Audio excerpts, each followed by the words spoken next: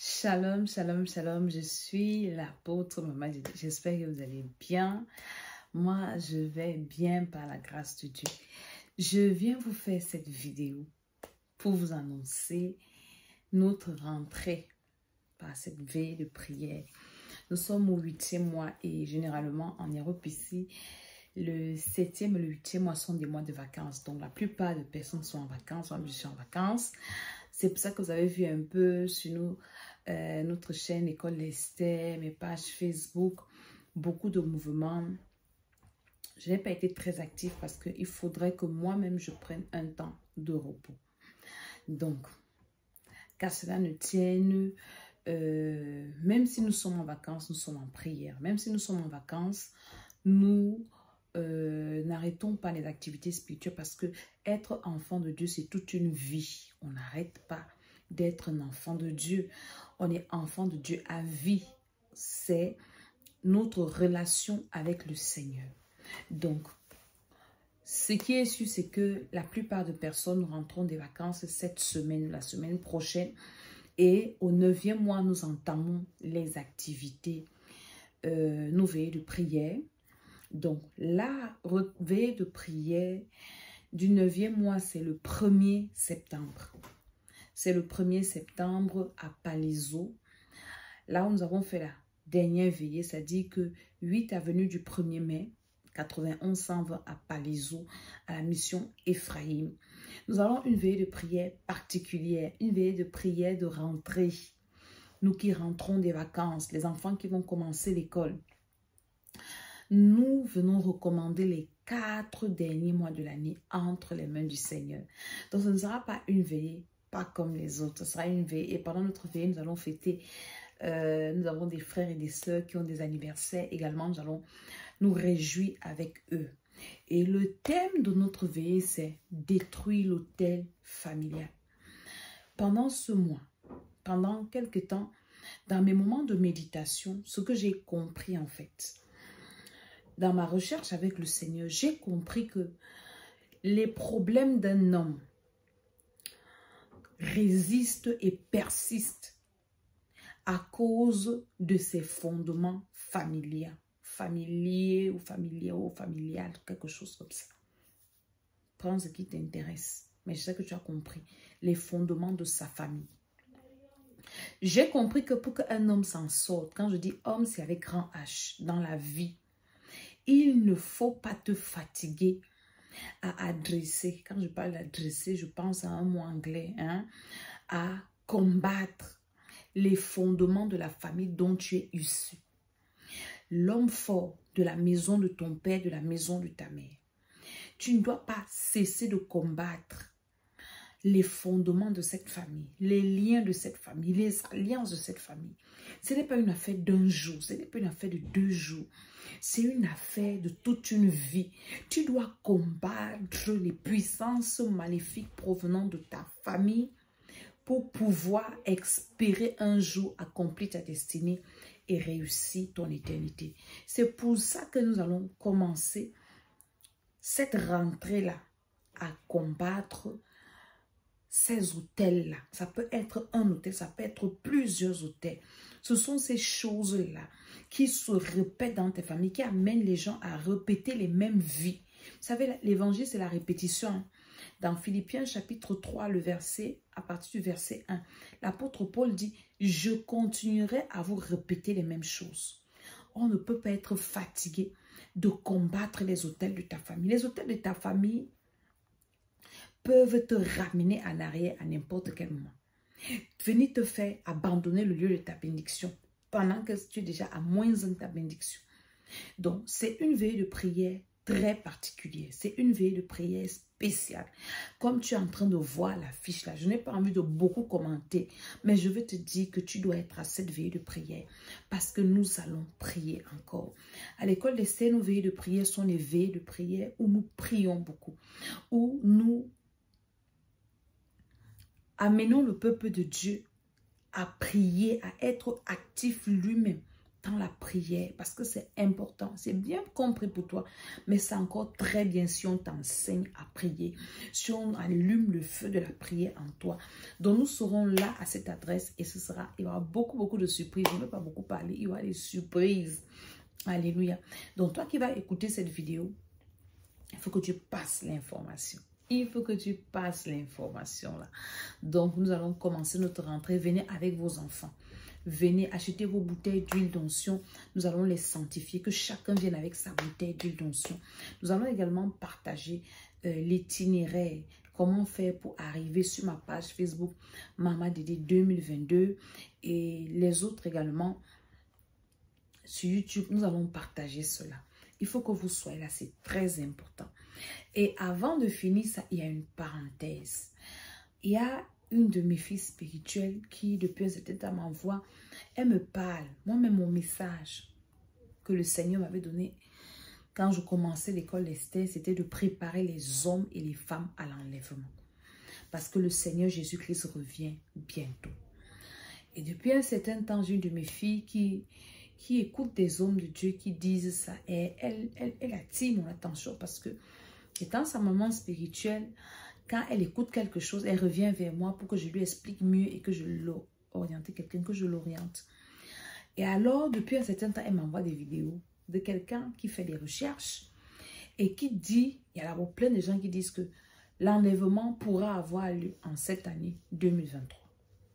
J'en parle parce que c'est mon message. Jésus a dit, personne ne connaît ni le jour ni l'heure. L'enlèvement peut avoir lieu maintenant. Pendant que je suis en train de faire cette vidéo, que le sang de Jésus nous couvre et si ça a lieu, que Dieu nous emporte au nom de Jésus, que nous partons parce que nous ne devons pas rester sur cette terre. Ça peut avoir lieu en tout moment. Et j'ai dit au début de l'année, pour ceux qui suivent mes vidéos, que l'année 2023, c'est une année particulière, c'est une année 7, du chiffre 7. Et nous savons que le chiffre 7, c'est le chiffre de Dieu, c'est le chiffre de la plénitude, c'est le sceau de Dieu. Donc, il y a beaucoup de choses qui peuvent se passer cette année. Et alors, dans cette vidéo, il y a plein de vidéos, les gens ont eu des révélations et tout. Moi, j'ai eu des révélations, mais pas concernant cette année. Elle m'a envoyé quelques vidéos dernièrement parlant d'Apocalypse 12, du chiffre du signe dans le ciel.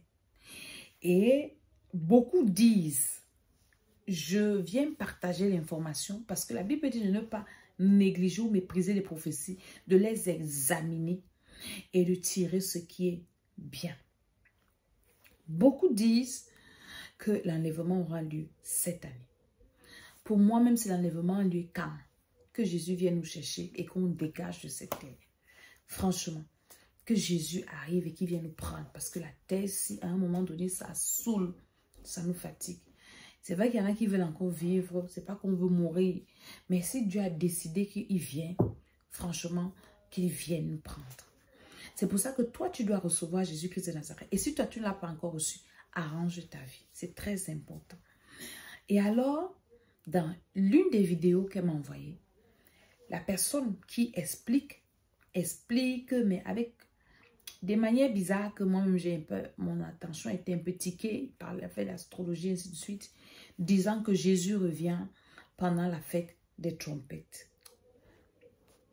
Et ils ont trouvé même la date, au mois de septembre 2023. Que ce soit vrai ou faux, c'est pas ce qui est important. Mais moi, je préfère partager l'information pour réveiller certaines personnes, pour dire que même si Jésus ne revient pas, la mort peut te surprendre. Et il serait dommage de rater l'enlèvement. Il y a 2 ou 3 dimanches, j'ai fait le rêve sur l'enlèvement. Et je me suis réveillée ce matin parce que je priais. Je n'ai pas prié pour ça. Moi, j'ai prié pour autre chose. Mais tout en toujours lavant ma robe. Quand je prie, je dis au Seigneur, je lave ma robe, mon âme dans le sang de Jésus. Je suis dans ma repentance à fond, toujours en train de dire à Dieu que pardonne-moi. Seigneur, révèle-moi tout ce qui est caché en moi, qui peut me faire rater l'enlèvement. Et cette nuit-là, j'ai rêvé de l'enlèvement. Et vraiment, j'ai été choquée de ce que j'ai vu. Dans la vision que j'ai eue, il y a eu 2 ou 3 dimanches, Jésus est venu. Je pense que c'était peut-être même un dimanche. Parce que je n'ai pas dit que Jésus va venir un dimanche. Pardon, je vous raconte mon rêve et je vous explique comment j'ai compris. Je crois que c'était un dimanche parce que c'était un jour de culte. Il y avait des cultes. Des églises étaient rassemblées en plein culte. Et Jésus est venu. Les églises là sont restées. Elles ne se sont même pas rendues compte que Jésus était parti, que le Saint-Esprit avait quitté la terre. Elles ne s'étaient pas rendues compte de ça. Et il y a quelque chose qui m'a marqué. Et j'entrais, je regardais, je voyais les pasteurs, les frères. Dès que les églises étaient en plein culte, il y a eu l'enlèvement, personne n'a su. Tout le monde est resté. Pas une, pas beaucoup d'églises et des églises pleines. Et ce qui m'a marqué, c'est que le Seigneur a attiré mon attention dans cette vidéo. Je ne veux avoir le sang de personne sur ma tête. Le petit fait qui avait fait rater certaines personnes enlèvement était au niveau de leurs cheveux. Des gens qui mettent les faux cheveux. Là, ce sont mes cheveux. Ce sont mes cheveux. Et dans cette vidéo-là, je ne sais pas pourquoi le Seigneur m'a montré ça. Moi, je n'en mets plus. Par la grâce de Dieu, ce n'est pas que je suis forte ou bien que moi, Dieu m'avait parlé de ça depuis, ça fait 5 ans. Les faux cheveux. Dieu m'a déjà aidé. Et le Seigneur m'a montré. Et ce que j'ai compris, c'est que les gens vont rater le ciel pour les petites choses. Des petites choses. Des petites. Je dis petites choses comme ça. J'étais choquée.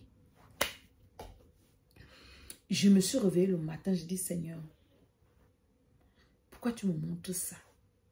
Moi, je ne mets pas les faux cheveux.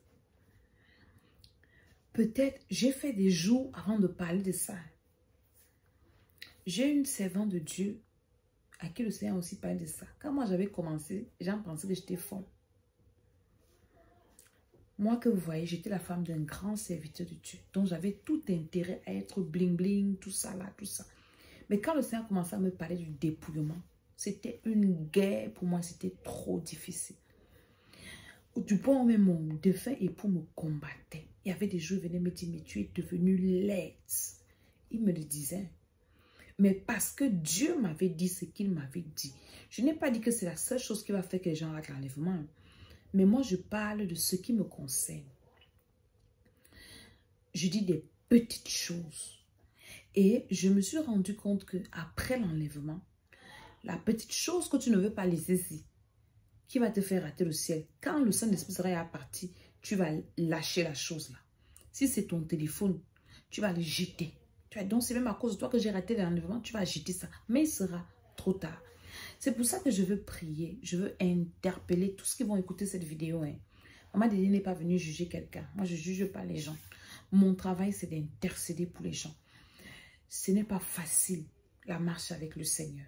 C'est dans la prière, c'est dans l'intercession. Je viens prier que Dieu nous aide. Et je veux donner le sujet de prière. Toi qui vas m'écouter, demande à Dieu de t'aider. Que ces choses-là, aucune petite chose ne doit te faire rater le ciel. Que Jésus vienne demain, qu'il vienne après-demain, qu'il vienne le mois prochain, qu'il vienne en fin de l'année, qu'il vienne dans 10 ans, qu'il vienne, je ne sais pas, que la mort te supprime. Demandons au Seigneur dans nos prières. Ne néglige pas cette prière du salut. La prière du salut, ce n'est pas seulement la prière que tu fais quand tu reçois le Seigneur. Mais c'est la prière même que tu fais tous les jours pour dire au Seigneur, préserve mon âme, préserve-moi du péché contre le Saint-Esprit. Aide-moi à me repentir. Seigneur, pardonne mes péchés. Seigneur, change mon cœur. Seigneur, aide-moi à être libre de ces choses-là qui peuvent m'empêcher de voir ta gloire, de te rencontrer. Est-ce que vous écoutez? Donc, dans nos veillées de prière, nous faisons ce genre de prière. Dans les programmes de Maman Dédé, nous avons toujours des moments importants de repentance, de remise en cause. Des moments où nous prions le Seigneur de nous changer, de nous transformer. C'est très important. Je ne vais pas finir cette vidéo après vous avoir annoncé la veille de prière. Vous rappeler d'arranger vos vies avec le Seigneur, de vous repentir, de moi-même avec et de mettre de l'ordre dans nos vies. Nous ne devons pas rater le ciel. Nous ne pouvons pas être là en train de taper nos bouches que Jésus, Jésus, et que Jésus vienne. Il nous laisse. Ce que j'ai vu, ça m'a terrifié. Des églises en plein culte. Jésus est venu, ils ne sont pas rendus compte et Jésus est parti. C'était horrible. Donc, je vous attends le 1er. Et le 7 septembre, nous commençons le marathon de prière. Nous allons faire 40 jours. Si Jésus vient nous trouver pendant qu'on a notre marathon, gloire à Dieu, pas Dieu ciel. Donc, commencez à vous inscrire. Nous allons faire ce marathon de prière à partir du 7 septembre. Le 7 septembre, retiens cette date. Je reviendrai te faire une autre vidéo pour te parler de ce marathon de prière. Mais là, je te fais d'abord la vidéo de la veille de prière. Et il faut que tu viennes à cette veille de prière. C'est très important. Et le Seigneur va nous faire beaucoup, beaucoup, beaucoup de bien. Donc ma prière, c'est que Dieu nous aide. Nous ne devons pas rater le ciel. Et moi-même là, je suis placée là. Je veux aller au ciel. Je prie tous les jours que le Seigneur ta miséricorde. Je ne veux pas rater le ciel. Révèle-moi tout ce que je dois encore laisser. Si le Seigneur me dit que grâce à toi, Congolais, bon, pour aller au ciel, mon ami, sans réfléchir, je m'en vais qu'on rase tout, je reste comme ça. Mais Dieu ne peut pas me dire ça. Je prends juste un exemple comme ça. Et si c'est dur, je vais être devant sa face. Je prie et je pleure. Et Dieu m'aidera. Que le Seigneur nous fasse du bien, qu'il nous accorde sa grâce. Je vous bénis dans le nom de Jésus. Partagez cette vidéo. Abonnez-vous à ma chaîne YouTube, l'École Esther. Invitez beaucoup des gens à cette veille de prière. Et nous aurons les baptêmes le 30 septembre. Si Jésus tarde à venir. Que Dieu nous garde. Allez.